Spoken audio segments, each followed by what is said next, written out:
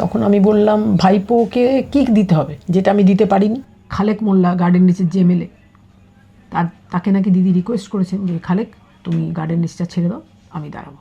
মমতা বন্দ্যোপাধ্যায় এখন অবাঞ্ছিত বাংলার রাজনীতিতে। দেখুন পুরো দুর্নীতিতেই তো মমতাদি জড়িয়ে রয়েছেন। একদিন ফোনে একটা থ্রেট আসলো আমার। অনিল বসু একবার আরামবাগ কেন্দ্র থেকে সিপিএমের এমপি হলেন, তখন তিনি 4 লাখ ভোটে জিতেছিলেন। তখন মমতাদি প্রশ্ন তুলেছেন যে 4 লাখ ভোটে কি কেউ জিততে পারে? তাহলে অভিষেক বন্দ্যোপাধ্যায় যদি 7 লাখ ভোটে জিততে পারে, হোয়াই নট অনিল বসু? সত্যিই কি 26 দিন দিদি অনশন করেছিলেন? সেটা তো আমার কাছে এখনো বিরাট প্রশ্ন ছিল। দিদি আমাকে বলতেন বুদ্ধ ওর সঙ্গে প্রেম করে। প্রেম বলতেন না, প্রেম করে। একসময় তিনি ছিলেন মমতা বন্দ্যোপাধ্যায়ের ছায়াসঙ্গী। 1984 সাল থেকে মমতা বন্দ্যোপাধ্যায়ের হয়ে ওঠার পেছনে যার ভূমিকা কোনো দিন অস্বীকার করা যাবে না, তিনি ছিলেন সেই মানুষটা। কালের নিয়মে সময়ের পরিপ্রেক্ষিতে তার ওপরে এসেছে একের পর এক আঘাত। রাগে দুঃখে অভিমানে তিনি তৃণমূল কংগ্রেস ছাড়তে বাধ্য হয়েছিলেন, কিন্তু ছেড়ে দেওয়ার পরেও মমতা বন্দ্যোপাধ্যায়ের প্রতি তার ছিল অটুট শ্রদ্ধা এবং ভালোবাসা। পরবর্তীকালে তিনি তেমনভাবে রাজনীতির মুখ আর সেভাবে হয়ে ওঠেননি, কিন্তু এই দীর্ঘ সময়কালে মমতা বন্দ্যোপাধ্যায় এবং তৃণমূল কংগ্রেসের যাত্রাপথে তার রয়েছে নানান অভিজ্ঞতা, নানা জমা কথা, যে কথাগুলো আজও তার মনের মধ্যে ঘুরে বেড়ায়। সেই সমস্ত কথা আজকে আমরা জানব। কিন্তু দুঃখের বিষয় যে যিনি এতটা কাছের মানুষ ছিলেন মমতা বন্দ্যোপাধ্যায়ের, তাকেও কিন্তু কোনো সময় পাগল আখ্যান দেওয়া হয়েছে, মানসিক ভারসাম্যহীন বলা হয়েছে প্রতিবাদ করার জন্য, এবং তার খুনের হুমকিও এসছে, কারণ তার প্রতিবাদী কণ্ঠস্বর। সোনালী গুহ, প্রত্যেকেই আপনারা তাকে চেনেন। আজকে ইমেজ বেঙ্গলের পক্ষ থেকে আমরা সোনালী গুহর মুখোমুখি। দিদি নমস্কার। আর সবার আগে জিজ্ঞাসা করব আপনি কেমন আছেন? না মরে বেঁচে আছি। দিদির সঙ্গে তো অনেক স্মৃতি। 32 বছর আমি দিদির সঙ্গে ছিলাম। দিদি আমাকে কেন যে সাতগাছিয়া থেকে 5 বার লড়তে দিলেন না, সেটা আমার দিদির কাছেই জিজ্ঞাসা। দিদি আমি কি অপরাধ করেছি? এই তো আমার ঘর। আমাকে একটা চ্যানেল দিল্লি থেকে এসেছিল, আমি তাকে জিজ্ঞেস করলাম আমার কি অপরাধ? বললো আপনি নাকি কাটমানি নিতেন। তাহলে তো আমার আলিশান বাংলো থাকতো, আপনাদের বসার জন্য ভালো চেয়ার টেবিল থাকতো, বা আরাম কেদারায় আমি বসতে দিতাম। 10 বছর পরেও তুমি বললাম, তুমি তো আমাকে পারমিশন দিয়েছো, আমি তোমাকে এই বাড়িতে আসি নিমন্ত্রণ করলাম।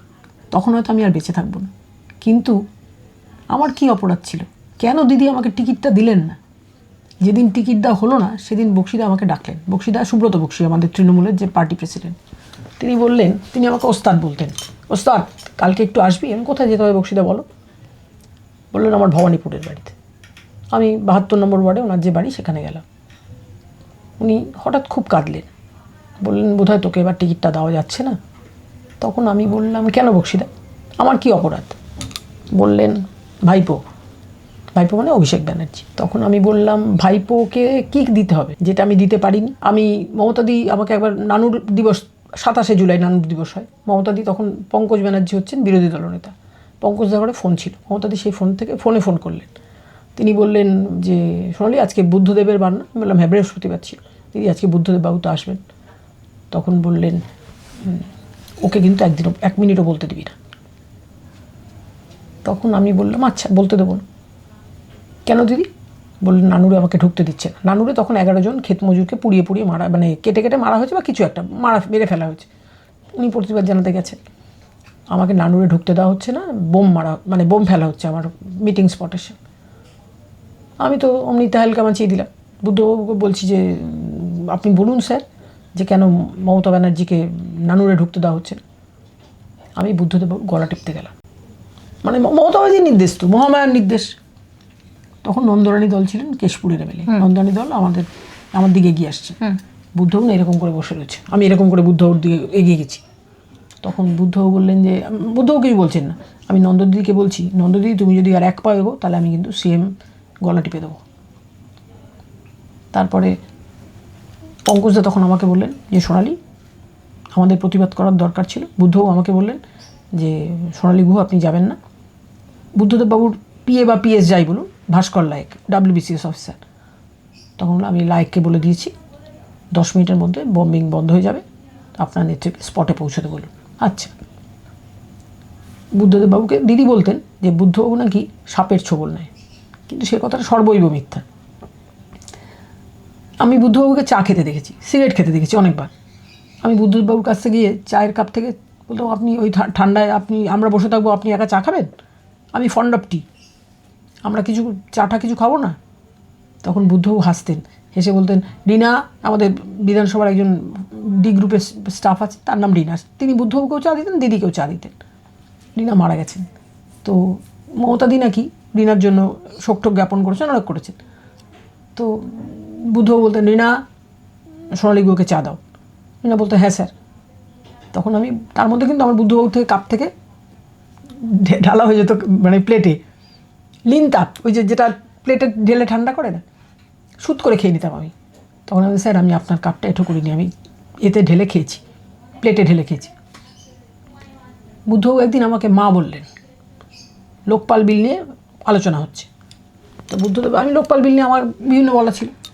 তখন বুদ্ধদেববাবু বললেন যে রিটায়ার্ড জাস্টিসদের সম্বন্ধে এরকম বলে না মা ঠাকুর। তখন আমার কোনো ইস্যু ছিল না। তখন পার্থ চ্যাটার্জি বুদ্ধবাবুর কাছে এগিয়ে গেলেন, বুদ্ধবাবুকে গিয়ে বললেন যে Sonali Guha is suffering from not getting a child, আপনি ওকে মা বললেন? বুদ্ধবাবু তো খুব ভদ্রলোক, তিনি বললেন, সোনালীর কোনো সন্তান নেই? আমি তো জানি না, ডাকুন সোনালীকে। আমি তো যাব না। দিদি আমাকে বলতেন বুদ্ধবাবুর সঙ্গে প্রেম করে, প্রেম বলতেন না, প্রেম করে। তাহলে না পারতো। আচ্ছা, একটা সত্যি কথা জিজ্ঞাসা করবো সোনালীদি, এই যে মমতা ব্যানার্জি এই কথাগুলো বলতেন, প্রেম, প্রবলেম, গভর্নমেন্ট, এগুলো সত্যি কি উনি এই রয়ের ওনার সমস্যা, না উনি এটা ইচ্ছা করে বলেন? ইচ্ছা করে বলেন, উনি নিজেকে ট্রোল্ড করতে চান বা ট্রোল্ড হতে চান নিজে। দিদি বলেন যে মহাভারত লিখেছিল নাকি নজরুল ইসলাম। আমার মেয়ে তো শুনে মানে হাসির খোরাক হয়, বলে, মা, দিদি বলে, মমতা দিদি বলে মহাভারত লিখেছিল নজরুল ইসলাম। উনি আসলে ট্রোল্ড হতে চান, মানে এটা ওনার একটা অভ্যাস। হ্যাঁ দিদি, আরেকটা কথা যেটা বলার, সেটা হচ্ছে যে বুদ্ধদেব ভট্টাচার্যর কথা যখন বলা হচ্ছে, 2011 সালে বুদ্ধদেব ভট্টাচার্য যখন চলে যাচ্ছেন এবং মমতা বন্দ্যোপাধ্যায় যখন আসছেন, তখন মানুষের মধ্যে মমতা বন্দ্যোপাধ্যায়ের প্রতি একটা আলাদা রকমের ইমেজ তৈরি হচ্ছে, হ্যাঁ, একটা আলাদা রকমের ক্রেজ তৈরি হচ্ছে। তার আগের যে একদম ঘটনাগুলো যদি আমরা দেখি, তাহলে 26 দিনের অনশন, সিঙ্গুর, নন্দীগ্রাম এবং জ্ঞানেশ্বরী ঘটনা, জঙ্গলমহল, মাওবাদী, এই সমস্ত একটা সিরিজ আমাদের সামনে চলে আসে। যদি আজকে আপনি বলুন তো, যে এই যে ঘটনাগুলো ঘটানোর পেছনে সেই সময়কার যে বামপন্থীদের যে দায়ী করা, এটা সত্যি কতটা বামপন্থীরা দায়ী ছিল, না এটাও কোনো একটা ষড়যন্ত্র ছিল? দেখুন, আমি তো মানে ঘরোয়া একটা হিন্দু ধর্মের একটা সধবা স্ত্রী, আমিও বোধ হয় টানা 26 দিন। উনি অনশন করেছেন কি করেন না, সেটা করেননি, সেটা তো মানে তর্ক সাপেক্ষ। 26 দিন অনশন করেও কারোর 2 কেজি ওজন বেড়ে যায়, এটা মমতাদির জীবনে প্রথম দেখা। উনি সারাদিন শুয়ে থাকতেন, উনি আমাকে বলতেন, তোরাও শুয়ে পড় সব। এখান থেকে তৃণমূল কংগ্রেসের প্রার্থী ছিলেন বিজয় উপাধ্যায়, তিনিও কিন্তু সেই সময় ছিলেন, তিনি কিন্তু অনশন মঞ্চে শুয়ে থাকতেন। দিদির নির্দেশ ছিল, অনেক নকশাল বা এর ছিল, বর্ণালী বলে একটা মেয়ে ছিল, স্লাইড চোখে একটা ডিফেক্ট ছিল তখন, আর অনেকে ছিল, প্রদীপ ব্যানার্জি, তারপরে ওই যে কী যেন ভদ্রলোকের নাম ভুলে গেছি, যিনি ওই বাংলায় গান গায়, প্রতুল মুখোপাধ্যায়, সব ছিল, তারপরে দোলা সেন। উনি শুয়ে থাকতেন, ওনার ভাইয়ের বউরা সব আসতো, বিকেলবেলা সকালবেলাও যেত। উনি বলতেন, আমি বাথরুম থেকে আসছি বলে, বাথরুম থেকে আসার সময় উনি দেখতাম মুখটা মুছতে মুছতে আসতেন। খেতেন কি খেতেন না আমি জানি না। সজল ঘোষ আমাকে বলতেন যে, আচ্ছা দিদি কি কিছু খেতেন? আমি বললাম, সজল, আমাদের সামনে তো খেতেন না, সোয়ারন গড বলছি, আমাদের সামনে কিচ্ছু খেতেন না। তারপরে 4 দিনের মাথায় আমি একটু অসুস্থ বোধ করি, তখন আমি বলি, দিদি আমি না আর পারছি না। তখন দিদি একটা ফিচেল হাসি দিলেন, নির্মল মাঝিও ছিলেন, বললেন, নির্মল, দেখ তো সোনালীর প্রেশারটা কি আপস অ্যান্ড ডাউনস হচ্ছে নাকি। নির্মল মাঝিটা রাখতেন, উনি বললেন, হ্যাঁ দিদি, সোনালীর নিচের প্রেশারটা একটু হাই। তখন বলে, ওকে তাহলে হাসপাতালে ভর্তির ব্যবস্থা। তখন অজয় রানাডে ছিলেন আমাদের ডিসি সেন্ট্রাল, উনি অ্যানাউন্স করলেন, আমাকে নিয়ে যাওয়া হলো বেলভিউতে। তার 2 দিন বাদেই কিন্তু আমার ম্যারেজ ডে। আচ্ছা, 4 তারিখে আমি ভর্তি হলাম, 7 তারিখে আমার ম্যারেজ ডে। আমার বর বলছে যে তুমি এখন ভর্তি হলে হাসপাতালে, অজয় রানাটা আমাকে ভর্তি করলেন। আমাকে ট্যান্ডন মানে বেলভিউর যে সিও তিনি জিজ্ঞেস করলেন, ম্যাডাম আপনি কী খাবেন? ট্যান্ডন সাহেব আমি ফন্ড অফ টি, আমাকে এক কাপ চা দিন। বললো আগে তো আপনি ফ্রুট জুস খান। তখন অজয় রানাটা জিজ্ঞেস করছেন, ম্যাডাম তাহলে কি আপনি অনশন উইথড্র করলেন? আমি তো আর ওনাকে বলতে পারছি না যে রানাডে সাহেব এই অনশন কতদিন চলবে আমি কিছু জানি না। তখন আমি বললাম হ্যাঁ, জল খেয়ে না বলে আমি তো ফ্রুট জুস খেলাম, তাহলে তো আমি আর অনশন ভঙ্গ হয়ে গেল। আমি বললাম, উনি নাকি তখন খুব হেসেছিলেন। কিন্তু 26 দিন পরে যখন উনি অনশন উইথড্র করলেন, সেদিন রাত্রে আমার শাশুড়ি মা মারা গেলেন। আচ্ছা আমি তারপরে ওনাকে হাসপাতালে ভর্তি করাল। সেদিন তখন রাজ্যপাল ছিলেন গোপালকৃষ্ণ গান্ধী। সবাইকে হ্যাপি নিউ ইয়ার জানাচ্ছে। গোপালকৃষ্ণ গান্ধীকে আমরা তো রাজ্যপাল বলতাম না, আমরা বলতাম হিজ এক্সেলেন্সি। রাজ্যপালকে হিজ এক্সেলেন্সি বলতাম। তারপরে আমি বললাম his excellency happy new year to you. তখন উনি বললেন, but I can not say you happy new year Sonali, because Mamataji starving. তখন আমি বললাম ও অফকোর্স। তখন বললেন যে তুমি আমাকে বলো, কিন্তু আমি তোমাকে বলতে পারছি না। তারপরে তো ওনার সেই কী সব রোগ বেরিয়ে গেল, আরও সব হলো। সত্যিই কি 26 দিন দিদি অনশন করেছিলেন? সেটা তো আমার কাছে এখনও বিরাট প্রশ্ন ছিল। আমাকে আমার বর বলে, সোনালি যখন তুমি দেখতে যে দিদি বাথরুম থেকে আসার সময় মুখ মুছতে মুছতে আসতো, এবং দিদি যদি খেতেনও, দিদি খুব সুকৌশলে খেতেন। সেটা যাতে আমরা যারা রয়েছি তারা তো কিচ্ছু খাচ্ছি না। বিজয় উপাধ্যায়ও কিচ্ছু খেতেন না। সকালবেলা উঠে বলতেন দিদি আমি একটু চান করে আসি।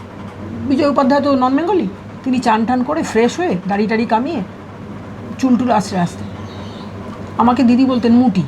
উনি মুটিটা না সবসময় ঘুমাচ্ছে। তখন আমি বললাম দিদি খেতে দিচ্ছ না তুমি, আমরা তো অনশন করেছি। আমি কিন্তু অনশন করতে যেতাম না, আমি গেলাম, তাহলে হয়তো পরের দিন পেপারে লিখতো যে মমতা ব্যানার্জি অনশনে বসলেন, কিন্তু সঙ্গে তার ছায়াসঙ্গীও নেই।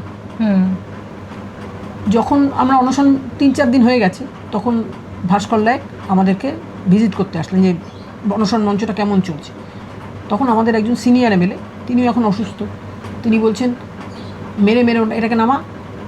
তখন আমি তাকে বললাম যে তুমি আমার সিনিয়র এমএলএ, তুমি যদি আজকে ওনাকে মারো, নিচে 3টে ডিসি দাঁড়িয়ে আছে, আর 1 সেকেন্ড অপেক্ষা করবে না, উনি জাস্ট গিয়ে চিফ মিনিস্টারকে একটা ফোন করেন, তখন তো বুদ্ধবাবু চিফ মিনিস্টার, অনশন মঞ্চটা ভেঙে দেবে। তখন বললেন তাই? তখন আমি বললাম তুমি সব জেনেই ন্যাকামিটা করছো, ওনার গায়ে তুমি হাত দেওয়ার আস্পর্দাও দেখিও না দাদা। তখন বললেন তুই তো ঠিক কথা বলেছিস। তখন ভাস্কর লায়েক মাথাটা নিচু করে, ওনাকে পাগল টাগল বলা হচ্ছে তখন ভাস্কর লায়েক। বুদ্ধদেব ভট্টাচার্য কোনোদিন নুয়ে পড়ার মতো ব্যক্তিত্ব ছিলেন না, কিন্তু তাকে সরকারে থাকাকালীন এত ব্যতিব্যস্ত করা হয়েছিল। তার এই ভদ্রতা বা তার যে সৌজন্য, তার জন্য কি সেই সময় বুদ্ধদেব ভট্টাচার্যের সরকারটা পতন হয়েছিল আপনার মনে হয়? দেখুন, বুদ্ধদেব ভট্টাচার্যের আমলে তো তিলোত্তমা হয়নি। বুদ্ধদেব ভট্টাচার্যের আমলে, জ্যোতিবাবুর আমলে অনেক কিছু হয়েছে, বানতলা হয়েছে, ধানতলা হয়েছে। বুদ্ধদেব ভট্টাচার্যের আমলে তো সেরকম কোনো বড় ডিজাস্টার হয়নি। বুদ্ধদেব ভট্টাচার্যের আমলে কোনো সরকারি হাসপাতালে কোনো মহিলা ডাক্তারকে রেপ প্লাস মার্ডার হয়ে যেতে হয়নি। সুজিত বসুর আগেও আমরা দেখেছি যে অনেকে অ্যারেস্ট হয়েছে, তাদের মধ্যে কেউ কেউ ছাড়া পেয়ে গেছে। আজকে কিন্তু তৃণমূল কংগ্রেস আর ক্ষমতায় নেই। আপনার কি মনে হয় যে মমতা বন্দ্যোপাধ্যায় বা অভিষেক বন্দ্যোপাধ্যায় কোনোদিন অ্যারেস্ট হতে পারে? অবশ্যই, অবশ্যই। একটা কথা আগে বলেছি, এখনও বলছি, আমি মমতা বন্দ্যোপাধ্যায়কে কখনো হাতে কিন্তু টাকা নিতে দেখিনি। সুচতুরভাবে উনি দুর্নীতিগুলো করে যান, অথচ তার এই দুর্নীতির পাহাড়ে সলমান খানও এসছেন। তিনি ওপরে একটা কেমোফ্লেজ করেন। এখন আমি বর্তমান চিফ মিনিস্টার শুভেন্দু অধিকারীর কথা টেনেই বলছি, এখন মমতা বন্দ্যোপাধ্যায় অবাঞ্ছিত বাংলার রাজনীতি। তার পরিপ্রেক্ষিতে যা বলা দরকার একটা কথাই, the least said the better. যত কম বলা যায় ততই ভালো। দেখো, Abhishek Bandyopadhyay Z plus category পেতেন। অভিষেক বন্দ্যোপাধ্যায় এক্সট্রা অনেক ফেসিলিটি নিতেন। অভিষেক বন্দ্যোপাধ্যায় একটা এই জেড প্লাস সিকিউরিটিটা পেলেন। অভিষেক বন্দ্যোপাধ্যায়কে কেউ একটা চড় মারলো কোনো একটা মেদিনীপুরের প্রোগ্রামে, সেই ভদ্রলোক আজকে কোথায়? তাকে এখন আর খুঁজে পাওয়া যায় না। আমার কাছে প্রেস বাইট নিতে আসতেন অরবিন্দ বলে একটা ছেলে, সে আজকে মরে গেছে। আমার হাজব্যান্ড বলেন যে সোনালি চ্যানেলটার নাম আমি মনে করতে পারছি না, ওরা এসছেন। আমি বললাম অরবিন্দ এসছে কি? অরবিন্দ তার বেঁচে নেই। সত্যি উনি সংখ্যালঘুদের জন্য এত ভাবেন? দেখো, উনি কিন্তু ফিরহাদ হাকিমকে মেয়রের পদ থেকে কোনোদিনই সরাতে পারবেন না। আমি কালকে আমার কাছে একটা সংখ্যালঘু ভাই ফোন করেছিলেন, আলী বলে। তিনি বললেন, দিদি এইবার কিন্তু খালেক মোল্লা গার্ডেন রিচের যে এমএলএ, তাকে নাকি দিদি রিকোয়েস্ট করেছেন যে খালেক তুমি গার্ডেন রিচটা ছেড়ে দাও, আমি দাঁড়াবো। এবার খালেক দাদা পুরো না, এই যে বিধানসভাটা ছেড়ে দাও, উনি তো জিতেছেন। খালেক মোল্লা ছাড়বেন কিনা সেটা সন্দেহ আছে। দিদি আবার যদি খালেক ভাই ছেড়ে দেন, হ্যাঁ, তাহলে আমাদের বর্তমান মুখ্যমন্ত্রী শুভেন্দু অধিকারী বিপুল পরিমাণ জয় নিয়ে ক্ষমতায় এসেছেন বিজেপি সরকার। নতুন সরকারের থেকে আপনি কি প্রত্যাশা করছেন? সুশাসন। যতগুলো ভোটে জেতার আগে তো অনেক প্রতিশ্রুতি দেয়, যেটা আগের সরকার মানে তৃণমূল সরকার যেটা কোনোভাবেই রক্ষা করতে পারেননি। যে রক্ষা করতে পারেননি বলে আজকে তিলোত্তম আমাদের কাছ থেকে হারিয়ে গেছে। দেখুন, পুরো দুর্নীতিতেই তো মমতাদি জড়িয়ে রয়েছেন। এবং পার্থ চ্যাটার্জি যেদিন আমাকে ফোন করলেন, সেদিন পার্থ চ্যাটার্জি খুব কাঁদলেন, বললেন, সোনালি আমি কি পয়সাটা একা নিয়েছি? মমতার বাড়িতে কি কিছুই যায়? এগিয়ে যাওয়া কেরিয়ার, সেই কেরিয়ারটাকে এইভাবে যে একটা থামিয়ে দেওয়া, এর পেছনে আপনি কাকে সব থেকে বেশি দায়ী করেন? মমতা বন্দ্যোপাধ্যায় না অভিষেক বন্দ্যোপাধ্যায়? মমতা বন্দ্যোপাধ্যায়। অভিষেক বন্দ্যোপাধ্যায় নয় কেন? দেখুন, অভিষেক তো কোনো আন্দোলনের মধ্যে দিয়ে নেতা হননি। অভিষেক তার পিসি বা দিদি যাই বলুন না কেন, তিনি চিফ মিনিস্টার ছিলেন বলে তার দিদি তাকে ডায়মন্ড হারবারের এমপি করে দিয়েছেন। দিদি চাইতেন কিন্তু ওকে রাজ্যসভায় পাঠাতে, ও নাকি রাজি হয়নি।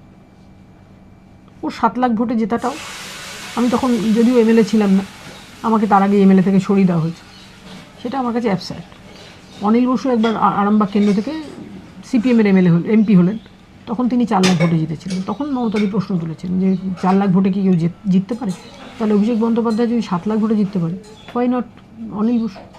একটা শেষ প্রশ্ন করব, মমতা বন্দ্যোপাধ্যায়ের অভিষেক বন্দ্যোপাধ্যায়ের প্রতি এত দুর্বলতা কিসের? মমতা বন্দ্যোপাধ্যায়ের ভাইপো, শুধু ভাইপো না, অভিষেক বন্দ্যোপাধ্যায়ের মা হচ্ছেন মমতাদির মামাতো বোন। আমাকে অভিষেকের কাকিমা বা অভিষেকের জেঠিমা, দাদার বউ আছেন, বড়দার বউ, তার কোনো আক্ষেপ নেই। কিন্তু অভিষেকের কাকিমারা বলেন যে দিদি অভিষেককে এত পাত্তা দেন কেন? তখন আমি বললাম যে মামাতো বোনের ছেলে মেয়েদের প্রতি আমাদের কীরকম মানে সহানুভূতি বা আমাদের কীরকম একটা ফিলিংস থাকে, দিদিরও সেই ফিলিংসটা কাজ করে। তো তাও বলবো, অভিষেকের মা কিন্তু খুব ভালো। লতা কিন্তু আমাকে সতর্ক করে দিল, তারপরে আমি সতর্ক হয়ে গেলাম। আমি ওই কথাটা বলার পরে, যে মমতাদি প্রেগনেন্ট হয়েছিলেন, সেই কথাটা বলার পরে আমার কাছে কোনো ফোন আসেনি। আমার কাছে তো ফোন রাখাই হয় না এখন। আমার হাজব্যান্ডের কাছে ফোন এসে বলা হয়েছিল যে তোমার মেয়েকে রেপ করে দাও। অনিন্দ্য চৌধুরী বলে কেউ আমাকে একটা ফোন করেছিল। তিনি আমাকে প্রথমে খুব বাটারিং করলেন, অমুক তমুক, আপনাকে আমি ফলো করি অমুক। তো আস্তে আস্তে তার খোলসটা বেরোচ্ছে। তিনি বলছেন, এটা কিন্তু সিপিএমের পুলিশ না। তখন আমি একটা গালাগালি দিলাম। তখন বললেন, তুই পাগল হয়ে গেছিস, তোর ক্যান্সার হয়েছে। আমি, তোর বাবার ক্যান্সার হবে, আমার ক্যান্সার হয়েছে? আর আমি মোটেও পাগল নই। আমি যা বলেছি সেটা সর্বৈব সত্য, সেটা আমিও জানি, ভগবানও জানে। আমি খুব ধর্মভীরু। আর খোদ মমতা ব্যানার্জি জানে। তারপরেই এই ফোনটা এসছে যে তোমার মেয়েকে রেপ করে দেবো। আমি বললাম, তুমি এইসব ফোনগুলো ধরতে যাও। সময় সারণী বেয়ে অনেক কথা, অনেক কিছু জানার ইচ্ছা আমাদের থেকেই যায়। সোনালিদি এমন একটা ইতিহাসের সাক্ষী, যে যার সঙ্গে গল্প করতে করতে, কথা বলতে বলতে মনে হয় যে সময় কোথায় হারিয়ে গেছে সেটা আর খুঁজে পাই না। কিন্তু আমাদেরকে কোথাও একটা থামতে হয়। আবার কোনো একদিন সোনালিদি যদি আমায় অনুমতি দেন, আমি নিশ্চয়ই আসবো।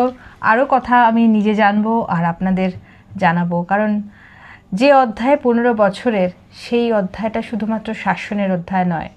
শাসন এবং তার ব্যাকগ্রাউন্ডে কী কী হয়েছে, সেই ইতিহাসগুলো থেকে আমাদের প্রত্যেকের শিক্ষা নেওয়া দরকার।